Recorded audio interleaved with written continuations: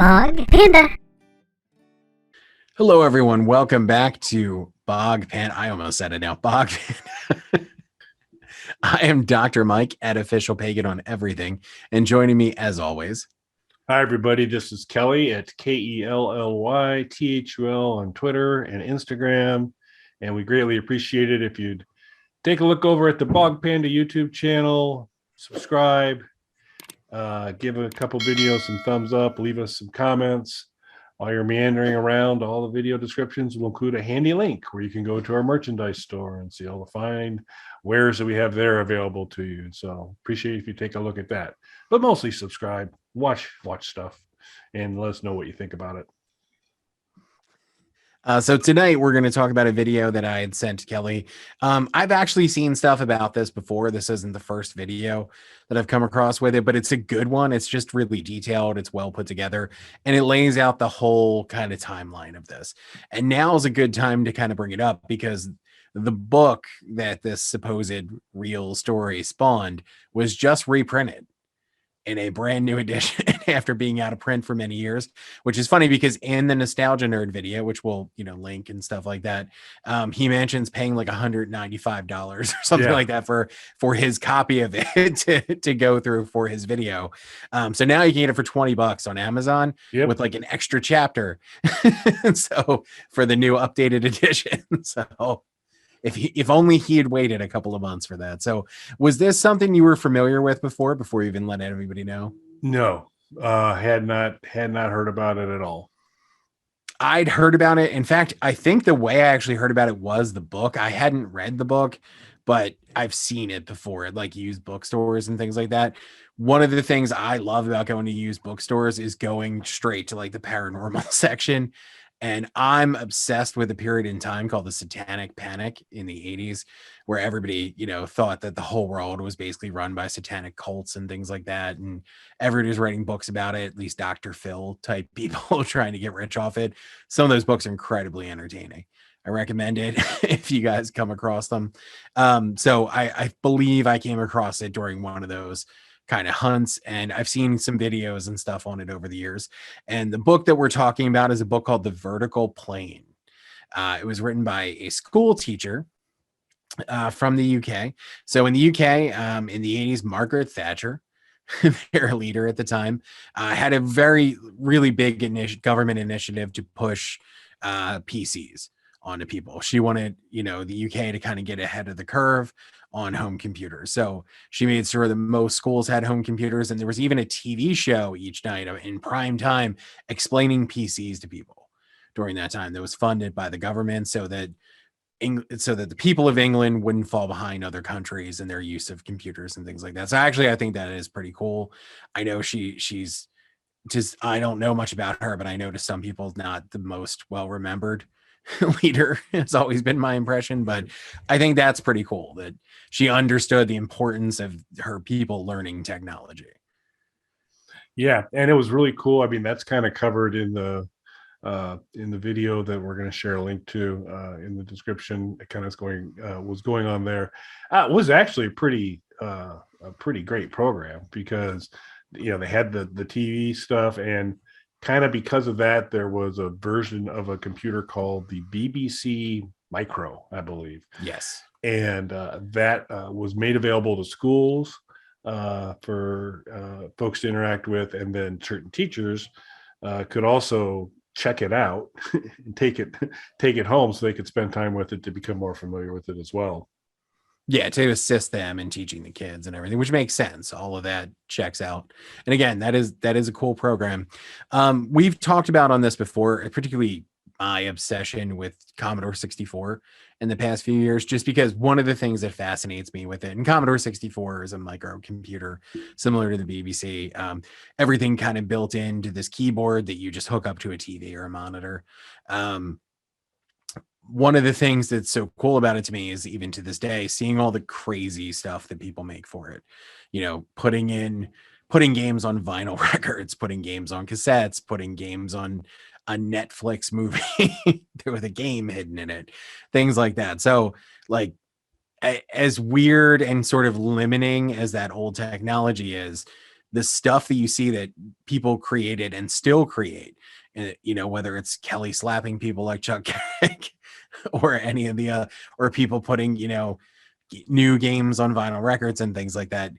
There's just this huge base of people, even though the Commodore 64 in many ways technologically is so limiting, people find all these weird creative things to do with it.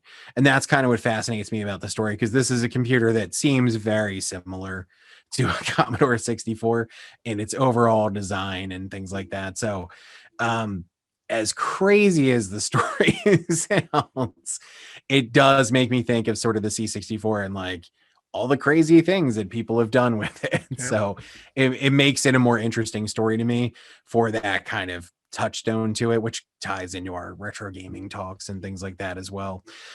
So just kind of to fill everybody in on what happens here. So as Kelly alluded to, this particular teacher, his name, let me just double check that, is Ken Webster.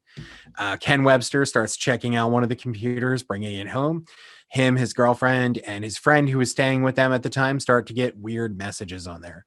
Initially from somebody claiming they're from the past, and then talking to a group of people from the future who the person from the past introduces him to, saying that they're the ones who provided the computer that he's using to speak to them. And then they start using him to pass on messages to other people that are, again, from the future.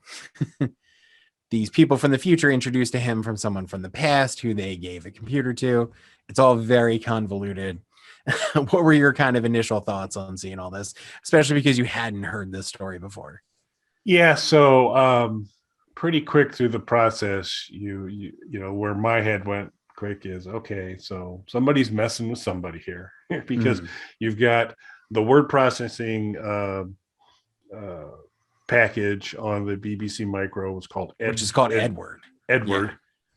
Not Edward, but Edward. Edward. Edit words. You know, so it's kind of like that. That's up, and then he leaves for a while, and he comes back, and there are these messages that are kind of sort of written in old timey kind of vernacular initially, yeah, with other, you know, the introduction, the parenthetical question mark, which kind of reeks of 1985 and beyond in terms of that utilization. That's showing up, you know, in this kind of old English response, which kind of clanged quite a bit from there. But I thought it was interesting, you know, kind of how it was playing out. And I think even before these messages started to show up, there were cat food tins being stacked up, you know, kind of showing up, being stacked up, footprints that got painted over and then showed up again the next day, 6-toed footprints, which I'm pretty sure from a historical perspective, we've been in kind of a 5-toe world for a while. For a while. I think that's been the standard. Yeah. So, you know, that's the base model human. Yeah. So that, you know, there were a few things in there that just kind of immediately started to ring alarm bells of a prank, but it was super, a very well executed prank. A lot of really cool things going on with it. Very thoughtful in terms of kind of the interplay between the future people, which, you know, and to me, that was the other big kind of trigger in this thing, is that somehow the date 2901 comes up and is mentioned, and all of a sudden these future people adopt 2901 as their name. And that just seemed kind of easy. It seemed like, well, I guess we'll just use a name we're referred to in the storyline, just so you're good and clear. We're the future people. We're 2901. Doesn't that sound future-y? And so interesting. But yeah, I found it really kind of interesting. What I struggled with is it feels like this kind of stunt could be pulled off pretty easy in today's world with Bluetooth and Wi-Fi and internet and all sorts of ways for you to do some things. There's not a lot of that action going on with the BBC Micro. So however it was done, someone was crafty. Yeah. So and that's actually what interests me about the story. I don't think it's true. What I do think, though, is whoever was pulling, whether it was him doing it as a hoax so that he could ultimately write this book, or there was a prank being played on him and his friends, whatever the case might be, because, as Kelly said, the internet didn't exist and all that. This plays into my Commodore 64 thing. There are very clear limitations placed on this, but somebody found a way around, got clever, and still made this happen despite the limitations of the equipment. So much like the Commodore 64, that's what fascinates me about this. It's not that it happened, because I don't believe it's real. And I'll tell you why specifically. It plays into Kelly's thing. So I don't know if you know this. I used to for a while love watching like paranormal TV shows. Okay. I don't believe any of them. Not for a second. I just think they're entertaining, and I only watch them as entertainment. If you're around cameras or audio equipment long enough, anything that you see on those shows that is evidence that they present of things is super commonplace stuff that happens when you have video and audio equipment and things like that. And anybody who works on a professionally produced TV show would know that. So it's just clearly a lie that they're presenting as evidence to people to trick people who are not familiar with that stuff. It's funny to me. I ultimately, though, lost interest in it because there are people who really believe that, and that's kind of taking advantage of them. So it lost its luster as I started thinking of it that way, as not really entertainment, but there are people who are falling for this and, don't know it's entertainment. So in that sense, it lost a little something for me. One of the things, though, that almost all of those shows do, at some point you'll get some sort of writing on things, and that's something that people love pointing out online as one of the big problems. So language has evolved really significantly. And even if you're using old-timey words, as Kelly pointed out, in reality, we would not be able to communicate with somebody from that time frame back there, because our language has changed so much that it would be like we were speaking completely different languages. The other part of that is they didn't have printed language. They had written language, but they didn't have our modern printed English. They wouldn't even know what those letters were. So that's actually a relatively newer invention. Switching over from cursive to a printed language was something that was done in the 1900s.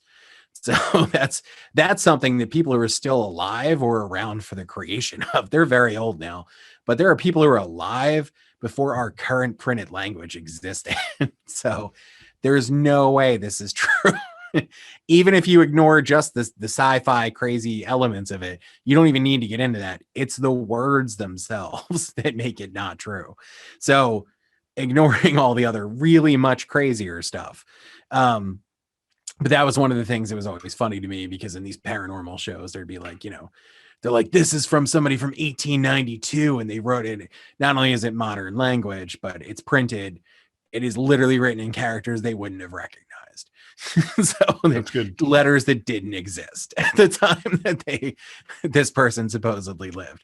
It'd be like if I wrote something in hieroglyphics right now. Like it's not real. So I don't believe any of it. What fascinates me with the story, though, is sort of the ingenuity of it. Like you said, there's no Bluetooth, there's no wireless microphones, there's no, like, somebody had to figure out a way to do this within these confines. And that's really interesting to me, because even if it's the guy who wrote the book doing it, and sure, it's a little easier for him because he's bringing the computer, it's his house, all that kind of stuff, he still has to convince all these other people around him to at least play into it to some degree. Yep. And they do bring some paranormal investigators in who don't believe it, but they keep coming back and investigating it because they're just trying to figure out how he's doing it.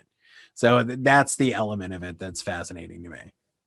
Yeah, the paranormal investigator stuff is really interesting too, because that at least to me teases out the biggest thing. They're like, man, whoever did this is really clever, because they did some things that would have kind of determined if some of these kind of straightforward ways were being done to kind of hack the system to do it, and kind of excluded all those from possible activities by the way they did the test. So it's like, wow, he had to, something pretty slick had to be going on here to make this happen. So pretty interesting. Yeah, it was all very interesting. And again, and once you start getting into the more scientific or sci-fi aspects of it, that's where of course falls apart even worse because we still can't properly emulate Nintendo 64 games, let alone get a BBC micro to interact with a future computer and things like that. So, I know I was reading a thing that on Switch, they had put up some N64 games and they're still having trouble running those. So if we can't make games from 15 years ago run that well, this is not going to work. But it's a fun story, and I think I'm going to pick up the book. I think I'm going to read the book. Yeah, now that it's not going to cost you $200. Yeah. So, now that it's $20 and it has new chapters added to it. Yeah, that was the because we were prepping for the show for this one here. I kind of went back and I said, and I just was recalling discussing the price he paid. So I just said, let me do a search on this right now on Amazon, and you're right. Super affordable, $20 or so, $21. Yeah. Escape. If only he had waited a couple months. But yeah, if anybody's interested, check out the video and go pick up the book if you're interested. I'm sure I'll appreciate it. It's a deal. You're getting it for a steal, man. You gotta go for it. And it's got a new chapter and everything. And I mean, it's whether he initiated this hoax or not, I mean, he's still running with it. So Yep. Cool. Anything else you want to add, sir? I have nothing else to add. All right. Well, have a good night, everyone. Thank you for watching. Thanks, everybody.